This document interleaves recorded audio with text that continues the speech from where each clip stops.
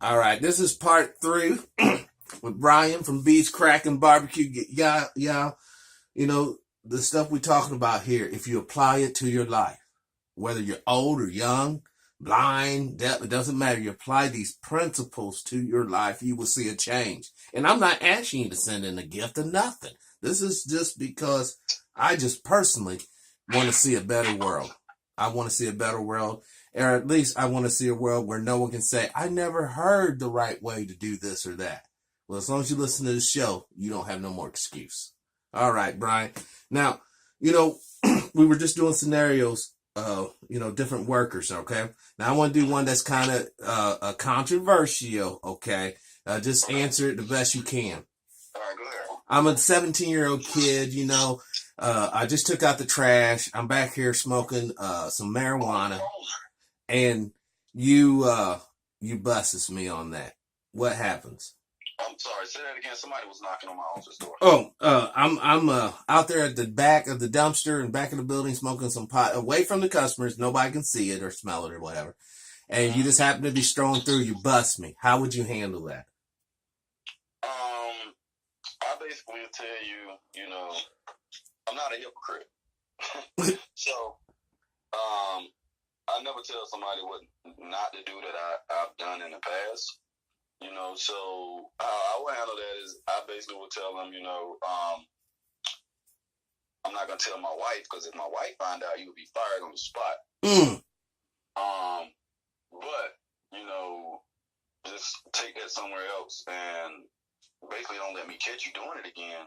But also it comes to respect and the business. Yes. How would you feel if I did that on your property? How would you feel if I was at your business smoking weed? How would you feel? How does it look on me being a black man? Thank you. You being a server or whoever walking past my customer smelling like marijuana. Like that right there is the picture that a lot of people don't think about, and they think it's cool, and I had to separate. My wife had to get on me about that, about separating myself, because at first, when I first got open, I'd have a drink with the employees at the end of the night. My wife's like, you don't need to do that. And I'm like, what you talking about? She was like, you don't need to do that. And I'm like, okay. And then one day I come to work and I see a beer bottle in my smokehouse. I'm like, what? Okay. Drinking in my okay. So my wife was like, see, that's what I'm talking about. She was like, you do this at the end of the night with them when y'all off work. But then when you're not here, they do it again. And keep it going.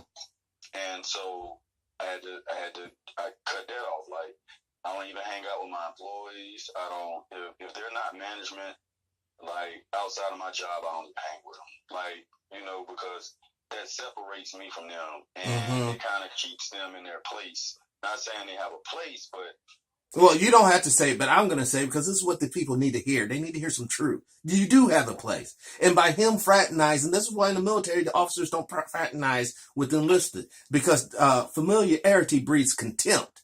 All right? If you get to know someone too well in two different roles, because you have a role, you are the owner. All right? Which evokes responsibility, because there's going to be another question I just want to segue into. But without your authority being recognized and, more importantly, honored, and what I mean by honor, not no Japanese only, just respected, then the business isn't going to go correctly, okay? And that segues me into, how many people do you estimate that you put food on their table through the business? Not the customers. I'm talking about the workers, through the pay. And when I first opened in 2014, I had 3 employees. It was a small spot, 450 square foot. When we reopened, I had 29 employees. Oh, wow. We opened in Atlanta 2016. I think we started out with about 37. I dwindled my Savannah location down, got a better system. So in Savannah right now, I got 5 women running that spot. In Atlanta right now, with us having a full bar and everything, we have still about 30-something employees. At the Hawks Arena, the Hawks is over the staffing there. So, but one of my employees, because we do have 100% quality control down there, one of my employees that do work at my Atlanta location does work at my concession in the Hawks arena. Wow. That is a lot of folks. Think about how many Christmas gifts. You know, you're not personally buying it. I get that. But because of your dream, because you planted the seed and the seed sprouted with the help of your family, your wife, and you guys made this thing go, you are providing a way. You know, if they do celebrate Christmas, don't know. But if they do, a way for these people to do it with pride and dignity. You know, I mean, just think, you know, maybe there's even babies, you know, who are here on this earth because the parents were working at your spot, able to have their little house or whatever. And then, you know, what I'm saying, do you see how this thing just spirals out? Yeah, I mean, I do a lot. I mean, like, my wife said I'm a little too free-hearted, but I just believe in, like, one of my employees, he did 6 years for some robbery, and when he got out, he had like $25,000 in child support. He couldn't get a car. And he was a pit guy that I was training, and he told me, he was like, man, I got pulled over. He went to jail. Matter of fact, me and my wife, it was right up the street from the restaurant. Me and my wife got up when I took his car home. We got him out the next day. And I was like, man, how much money is it going to take, you know, for you to get your license back? And he was like, I got to pay $2,500 for this, and I got to pay this $451 a month. And I was like, you know what? I was like, I'm going to pay that $2,500. I was like, I'm going to pay your child support for a year. I said, I'm going to pay that $451 a month for a year. I said, 12 months. I said, because if I don't do that, you're going to give me half-ass work at my job because you feel like half your money is getting taken away from you every week. I say, so I'm going to give you a year. Growing up, if I ever had to go back home, I didn't have to pay my parents nothing for a year. But in a year, I was leaving. So, and so that's what I do.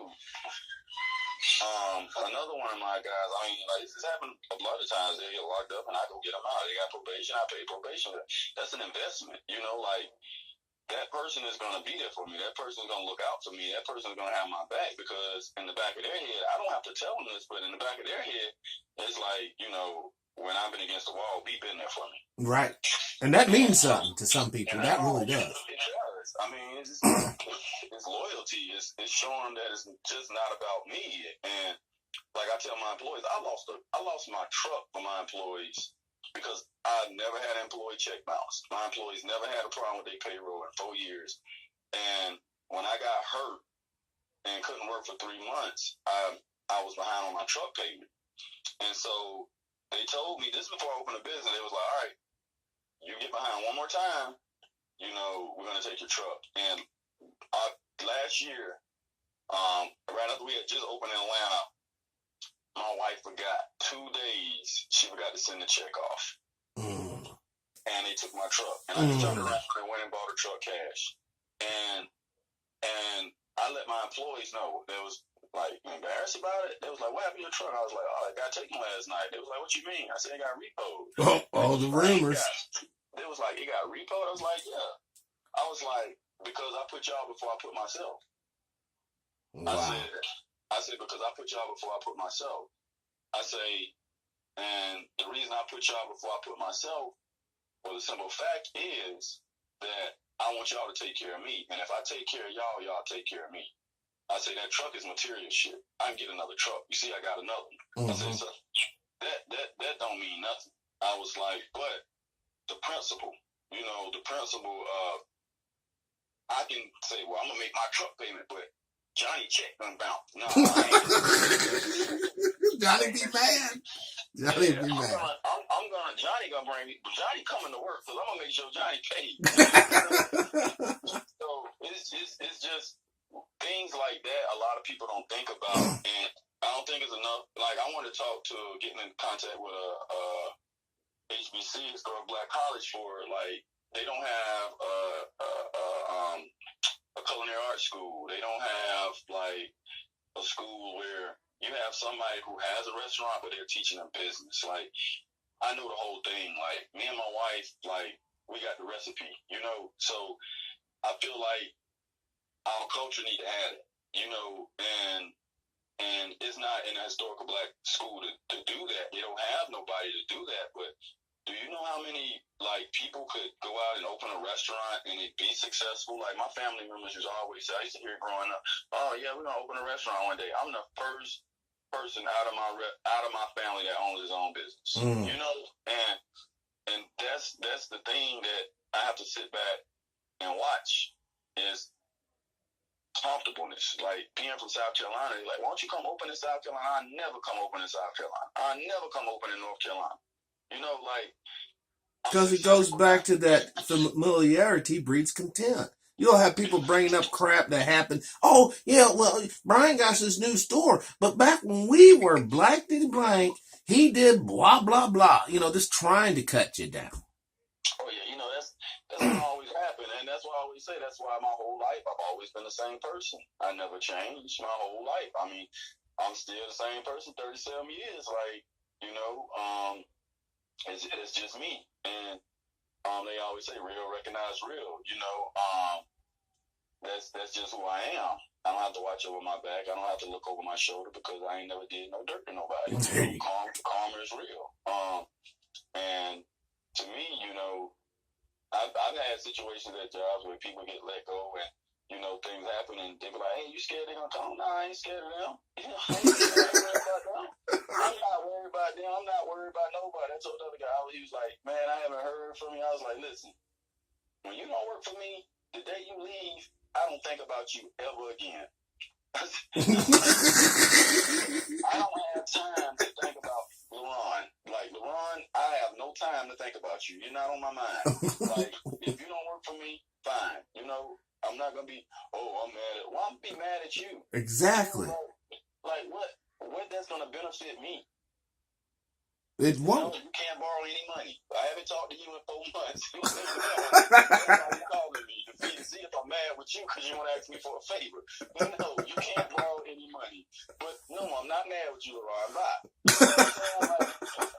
That kind of stuff. And, you know, a lot of people feel like because you got businesses, you got money. Mm-hmm. And that's because a lot of people open a business and go buy a Benz, then use a business. You go get a Benz to look flashy. Yes. You're doing it backwards, man. You're doing it backwards, and I would think that we've learned from that just watching athletes spend through their money and rappers who don't have money just spend through their money. I mean, I never want to be a celebrity. If people call me, oh, you're a celebrity, I ain't a celebrity. I put my drawers on just like you put your drawers on, right? Nah. Don't call me a celebrity. One guy told me from Texas, like, you know, they like to compare barbecue. They say, you're Atlanta's Aaron Franklin. I was like, nah, no, I'm not. I'm Atlanta's Bryan Furman. Like, don't compare me to nobody. don't call me somebody else. And it's not being arrogant. To me, you let the people speak. Right. Like, I never talk about, like this whole time we've been talking, I never said anything that I'm the best in what I do. And that's just a part of that humbleness, like, that you're supposed to keep with yourself. Yes. Because once you get knocked off, then that's when you never look for it to come. And so I never even look for that. I still feel like I'm at the bottom, man. I still feel like I'm still hungry. But see, that hunger's good. That hunger's good. It keeps you focused, keeps you sharp, keeps you razor sharp. Because once you get full belly, then what happens? You get sleepy. And then you drift off to sleep. And that'll be that. They say you get fat. When you get money, you start getting fat. No, you get money, you start getting fat because you sitting around eating and ain't doing nothing. You're like, man, you're the skinniest pit master I've ever seen because I'm always working. I got a mission to accomplish. When I do events, like they go and they party, they get drunk, they get messed up, and they're like, Bryan, I was like, I'm on a business tour. This is business. Like, right. I've never been on an event and my food came out fucked up. I always win an award for it. I was like, I do that after it's over with. That's when I do it. Like, you don't understand how big of a target it is for me to be out here doing this in this kind of industry. Whereas before I even came into this kind of industry, it was basically, it still is predominantly white. Like, you don't really hear about black pit masters. And the part they played. That's why in that Bon Appetit thing I did with Mike, I made a statement. I was like, a lot of people like to claim things, or we started this, we started that. And I know I'm not going to say that we started barbecue. I'm going to say the part that we played. Right. The big part that we played in it, we don't get recognition for it. And so when I seen that, just, going, I'm telling my wife, I'm like, man, my goal is to open up, be the first black-owned barbecue joint to be all over the world, open up one every year, and be a private franchise like Cracker Barrel and places like that that's privately. I franchise to who I want to franchise. Yes. I'm ownership. I keep control. And it's funny that that's what's been going on. And I'm franchising the black owners only. I'm going to show them how to do it. I'm going to show them how to get it. And I have so many people come in here and, hey, I want to do this. I want to change this. You got to go. You can't. You don't see what we're doing is working. So why you want to change it? Yeah. Somebody like that, I can't trust them. You got to go. You know it. And so that's been my whole focus. Is just putting the next man on. It's not about me. It's about us. So especially in this kind of industry, and I just can't believe as much recognition I've got in these 4 years. A lot of people come to me and think I pay for advertisement. They think I pay for marketing. I don't pay for nothing. I don't have time to pay nobody for that. Word of mouth is what speaks. Well, speaking of advertisement, though, Bryan, would it be cool if I put your, Bees Crackling's information in the description in these videos? Oh, no problem, man. You can put it in the video. Yeah, you can put it on there. I have no problem with that. Awesome. Everybody else doing it. And maybe one day we can work up a special report plate. Something with my man Matt. He the guy out in Oakland, California, who I'm doing the fundraiser. Mm-hmm. The brother out in Oakland, California, Matt Horn, him and his wife Juanita. He's killing it on the West Coast. He'll be here. He's flying Thursday, and he's gonna be staying with me at the house, and I'm gonna be showing him how to run a restaurant. I'm gonna be showing him everything that I know. I'm gonna be showing him everything about this part of the business, and his wife can learn everything from my wife and raised the $195,000 for him to open his own place, and he be 100% owner. It's about showing to put the next brother on who has that same ambition, and I see that in him. That's what I'm talking about. That willingness for you to share that information, those trade secrets. That if you wanted to go to some seminar somewhere, you may have to pay upwards to $2,000 to $4,000 to sit for a 3-day seminar to hear all. You know what I'm saying? Yeah, man. Trust me, man. The brother Dr. Howard Conyers, he's a rocket scientist. He graduated from Duke University.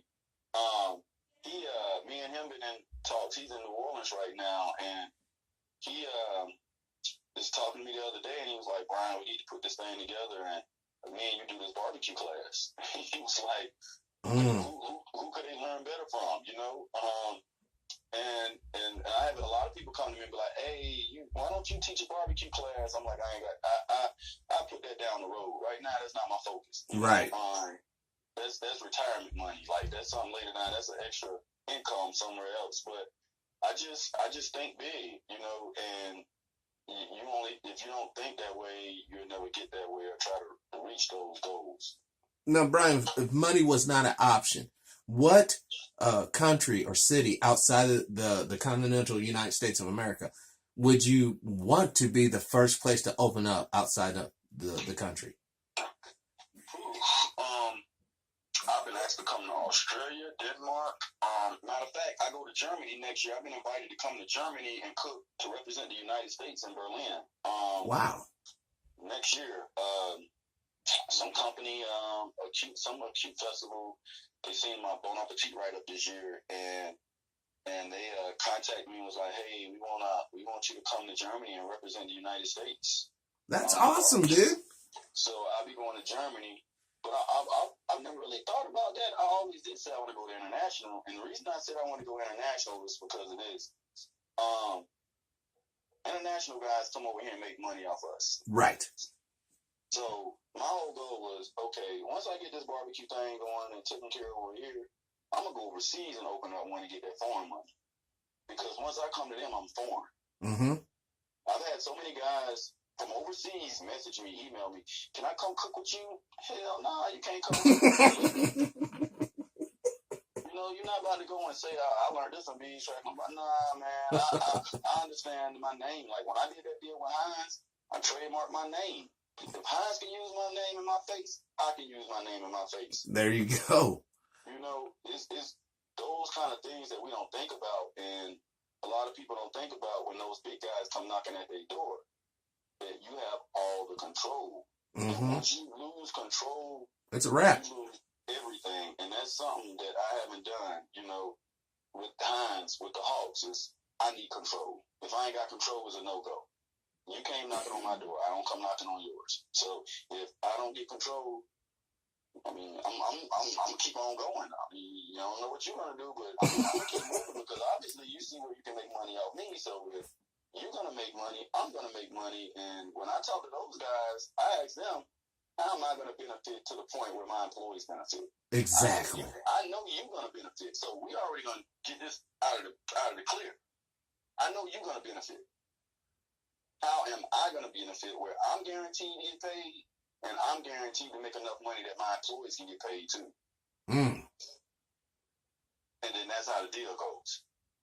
So I don't think a lot of us really think that far ahead. No. And that, you know, I heard Judge O'Brien say something last night. He said, well, people glorify the gangsters and people glorify this and people glorify that. And I said this the other day, like, the reason I said Jay-Z, because Jay-Z glorified the business. That's right, because you did say that in our Budweiser, I mean, the computers, he took a cheap bottle of champagne and turned it into a $700 bottle of champagne. You know, like, it was the business. In that industry, if I could talk to rappers, I tell rappers this right here.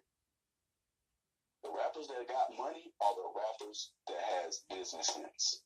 That's true. They're not making money off albums. They're making money off business deals. I got to deal with Heinz. I got to deal with the Hawks. Now that I'm in the NBA arena, I got to get into other NBA arenas. Like, that's the focus point. Like, opening into the airport in 2020 in Atlanta. I already got invited to open into the Atlanta airport. So those kind of deals. When I have that kind of deal, I go and I say, hey, I'm not talking up any money. So that's when I made that statement the other night. That's what I meant about when listening to Jay and watching how he grew from when in '98 when I'm listening to him all the way up, and just listening to that 444 came out, and it's like, I've been on that. You know, a lot of y'all just not catching on to that. I've been listening to this dude since Reasonable Doubt. And every year he matured. Every year he matured. He seen when he had that group of cats with him getting money that he was bringing in. Once he broke off, he got paid. He had control. And that's what it's all about. And I just bought this to a restaurant standpoint. And in doing the same thing, okay, my wife needed a new truck. Heinz paid for it. It didn't come out of my account. Came out of Heinz. Dang. So I need mailbox money. That's what I'm calling it. It's mailbox money. I need a check coming in the mail, and I ain't working for it. So, and I just want a lot of people to kind of understand, like, the business, and people always say, oh, there's no money in barbecue. There's no money in restaurant. They telling you a damn lie. They're telling you a lie because they don't want you to jump in it. Mm. How do I open a restaurant going on 4 years and open one every year, and I haven't failed, and everything that's going in is invested of us reinvesting in the company. When I came to Atlanta, I used a Heinz check to pay for Atlanta. You know, it's things like that where people don't think like business sense, and you're not going to learn that in college. You're only going to learn that from experience and dealing with people. Patience to learn it from somebody else that's going to give you that. And that's why I say I'm going to write a book. I'm going to call it The Recipe. It might be the number one selling book because I'm about to give it all up. Like, I like that title. The Recipe. You know, let's see what we can whip up. Yeah, it's so many people like come to me. We want to do a cookbook, man. Fuck a cookbook. I ain't got time for no cookbooks. No, I ain't making no cookbook because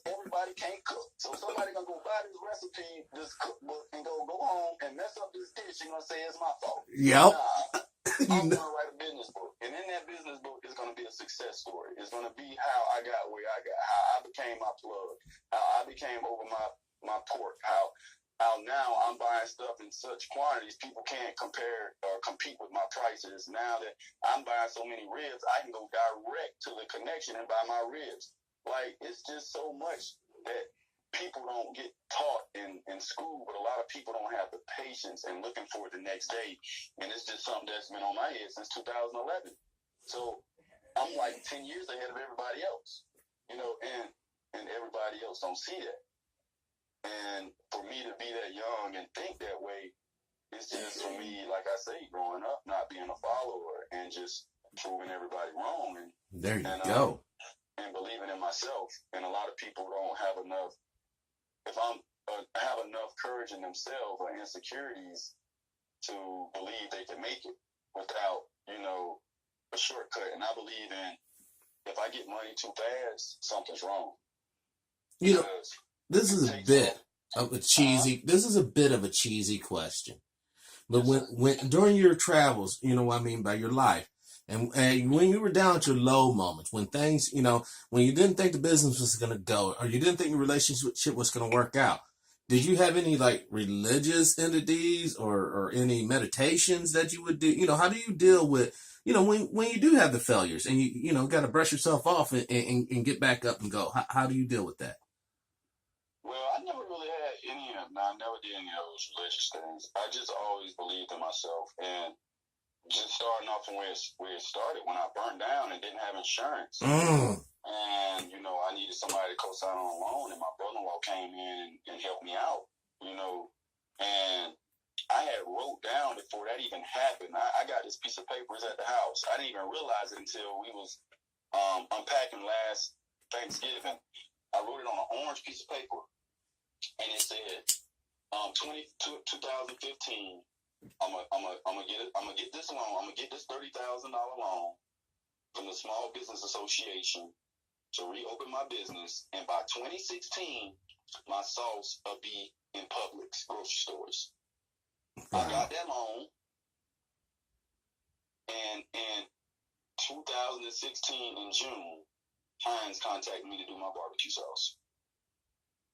Wow. And when I got to Atlanta, the Hawks came, the Falcons came, the Braves came at me. And you know what I told my wife? What? I told my wife, I said, I don't want to be in the Falcons. I don't want to be in the Braves. I want to be in the Hawks arena. And last year the Hawks came at me. Wow. So I speak stuff. I speak like that, and that's why I speak that way. And I talk that way because I have goals that I'm focused on, and I don't want to do what everybody else doing. You know, I want to be different. Yeah, listen, if you want to succeed, just think about like this. If you personally want to succeed, you know the overwhelming amount of people out here are not succeeding. Why would you want to be like the rest of the people? You have to, by default, be different. Or else, you know, what's the definition of insanity? Doing the exact same thing, but expecting different results. Mm-hmm. You know? And I mean, I have, like, I always tell my wife, me and my wife have conversations because she's the one who keep hands on the numbers and stuff. And I know we're doing great when she's like not saying anything when I'm swiping cards. I'm just swiping. And then she'd be like, hey, don't swipe that card. I'd be like, oh shit. She'd be like, yep, don't swipe. Slow your roll. You know what that means, right? We got money in there, but don't you go swiping. I'm like, all right. And that hasn't happened in a long time.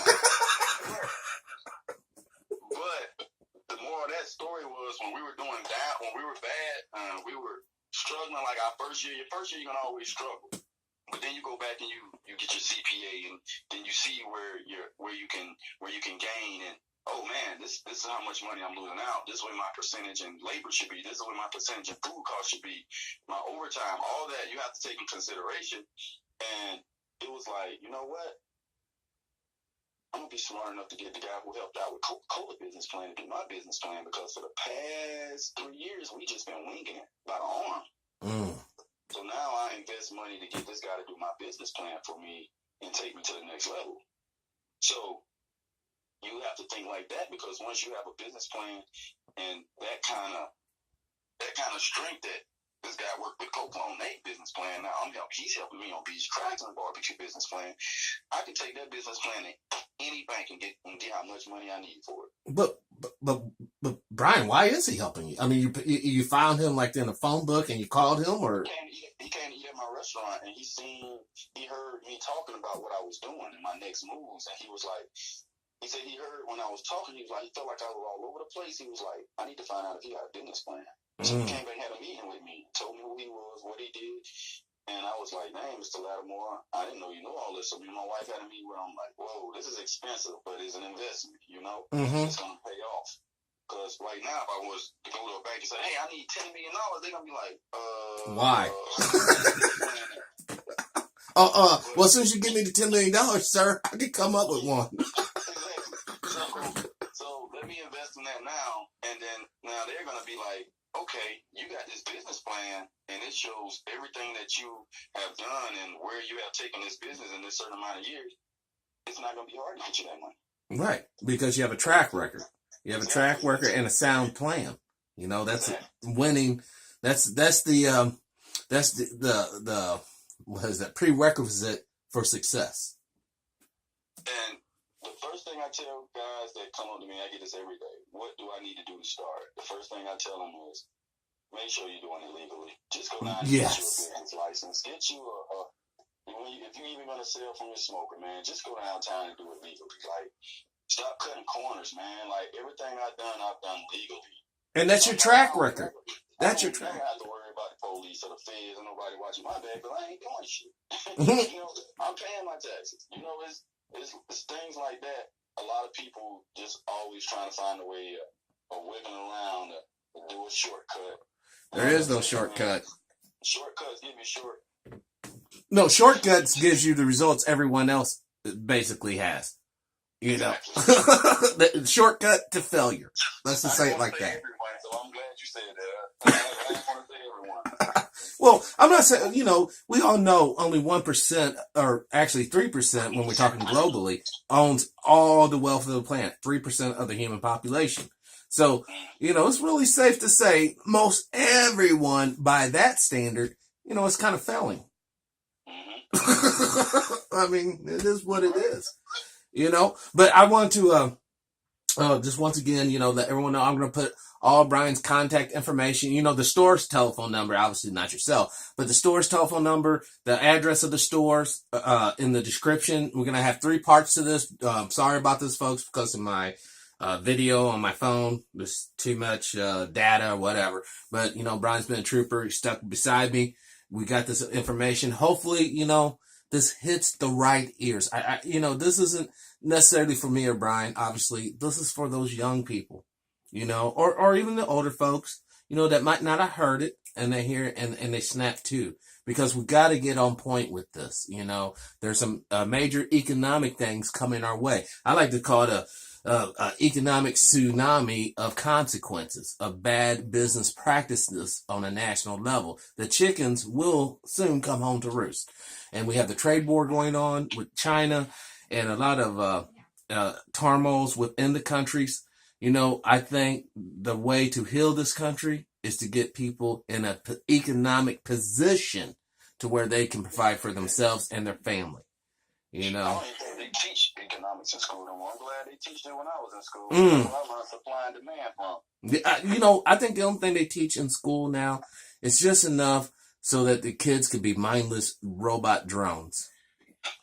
You know, I mean, you know, they won't kill, they won't get into trouble, but they won't really have ambition or drive. So, you know, you tell them go and do this, they can read a pamphlet to understand the job just enough, just functionally like a zombie. You know, they're not eating brains quite yet, but they're really no threat either.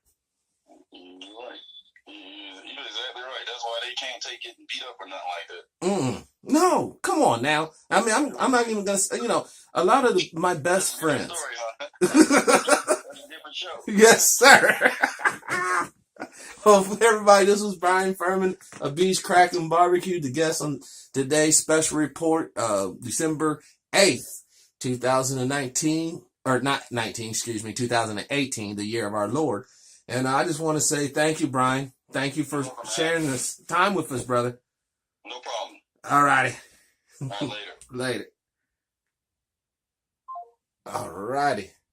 Peace.